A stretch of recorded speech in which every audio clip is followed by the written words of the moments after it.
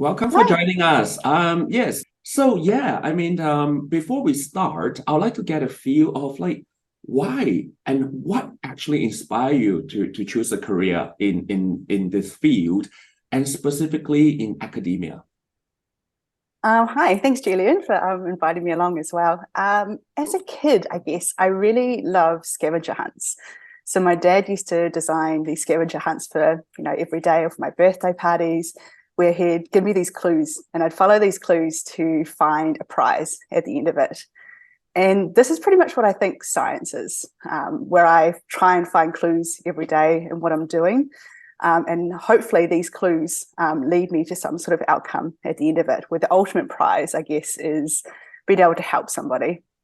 So I think I particularly enjoy academia because it appeals to my desire to follow clues wherever they may lead. I think in academia, I get that freedom to be able to follow something down another path and be a bit more exciting. That's really awesome. So can you also share with us just a little bit about what is your research focus right now? Yeah. So my research focus is in pretty much personalized medicine. I'm very interested in how drugs affect each individual, particularly when it comes to the genetic makeup of that person. So pharmacogenomics is where I'm at. And so I work at the moment with some international collaborators where we're trying to target drugs towards patients in clinical trials. And I'm also really interested in finding my own drug and eventually be able to market that as well. That's awesome. And I'm sure it's a very long and arduous journey that requires a lot of patience and perseverance. So how do you normally overcome such challenges along the way? Because I know a lot of us actually can be quite discouraged at times and just feel like throwing the towel in. So yeah, what tips do you have to share with us regarding that? Well, that's the thing with science is it is a really hard process. And most of the time, it isn't going to go according to plan, as you mentioned. And it's about not focusing on the things that don't work.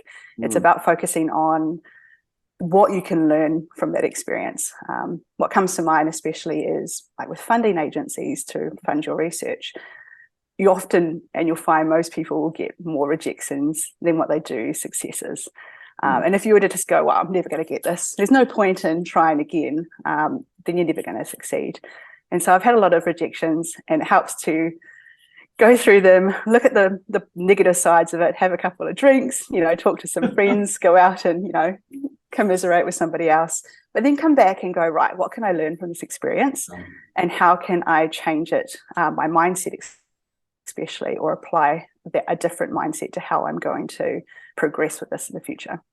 No, that's really awesome. I guess the takeaway here is that, we need to work hard and play hard as well to find that balance. For Now, sure. as we mark the International Day of Women and Girls in STEM, I mean, what are the can you share with us a little bit about the factors, the experiences, or even the support system that have actually helped you establish yourself as a renowned scientist that you are today?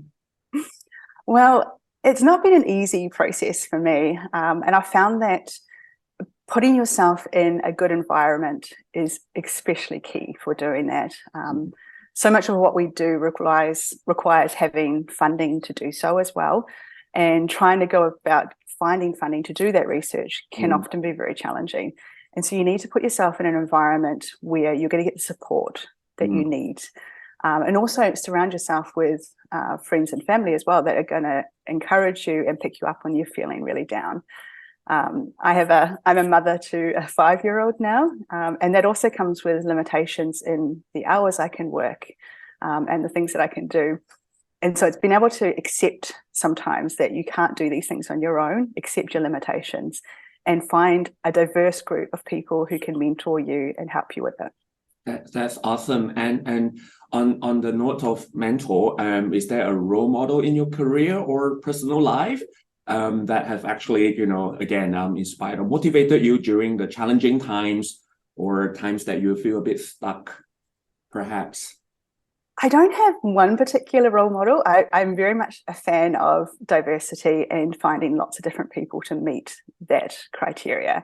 Mm, I find working mums incredible. No one knows how to multitask and prioritize like a working mum needs to do. No one ever learned that, right? Yeah. So for me, I think, the working mums out there are my inspiration and what drives me. If they can do it, I can do it as well. Sure. And are there any insights that you could share to say some of our audience who might be listening in, say if they have children to juggle with, and of course, like you said, applying for grants, conducting their research, and running a group, so yeah, how do you juggle all that? To be honest, I don't think I do it well all the time. And I think that's the biggest thing that everyone needs to be able to accept, is that challenges are going to come up. You're going to cope and adapt as you do things, and it might not be the best way, or it might not fit what everyone would do, but you're going to do what's best for you. And it might have to be a bit of multitasking, it might be a bit of delegating to other people. It might be just admitting that you've got a lot going on at the moment. This is important to me. I will get back to you. So being open and honest. And I think the more women and mums who share their experiences that they're going through, it normalizes what everyone is doing. Sure. And I think we need to be open about it.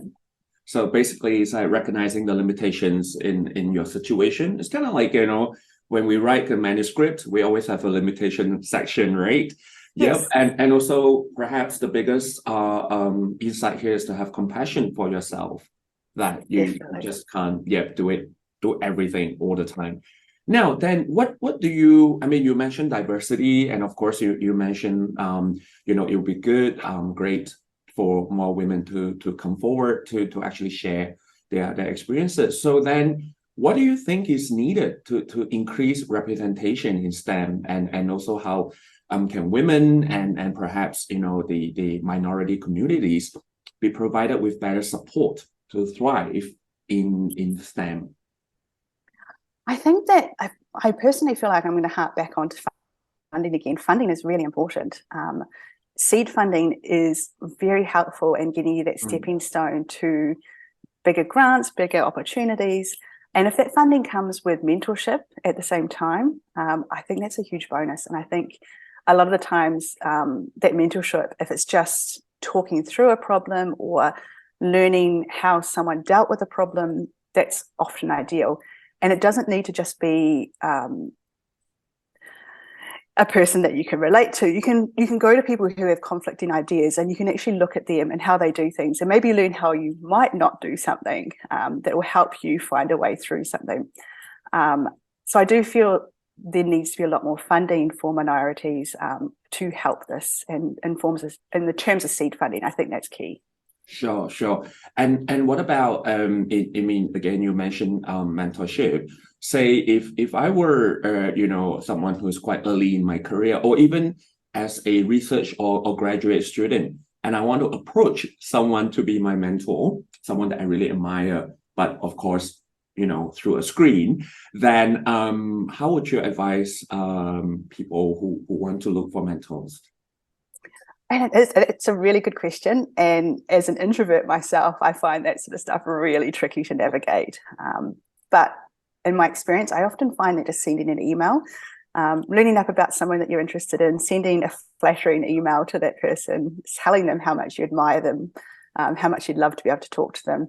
I haven't had a single person that I've emailed say they weren't interested in helping me out, or at least meeting a couple of times. That's great. So if you don't feel confident enough to approach them in person, whether it be at school or in a conference, sending an email is often the best way. And it allows you to clearly articulate as well what you're trying to say and what you're trying to get out of a mentoring arrangement.